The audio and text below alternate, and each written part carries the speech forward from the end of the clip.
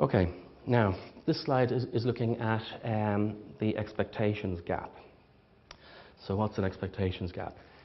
On this graph here, what I'm plotting is the cost of a project in euros, plotted over the duration of the project through the typical phases of design, configure, test and implement.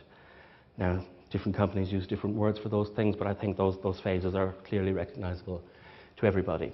And without trying to profile the costs too much over time, the costs indeed go up over the duration of the project itself.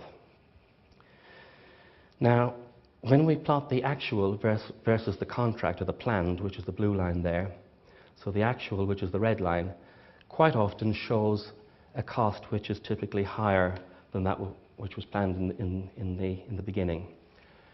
And the reason for that quite often happens during design, whether there's new requirements come through in the design, or whether people's expectations about what they want to see or achieve are actually greater than what was stated in the beginning. Whatever the reason, there is this expectations gap that develops, and it's very important right from the outset to try and manage that gap. And some of the tips that we've talked about so far will help you to manage that gap by doing some of the groundwork properly up front.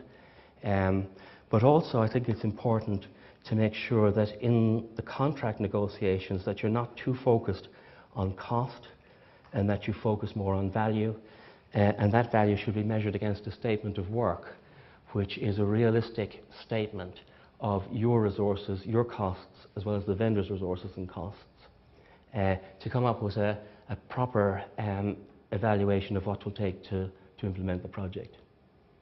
So a number of things are coming together here which should try and minimize that expectations gap.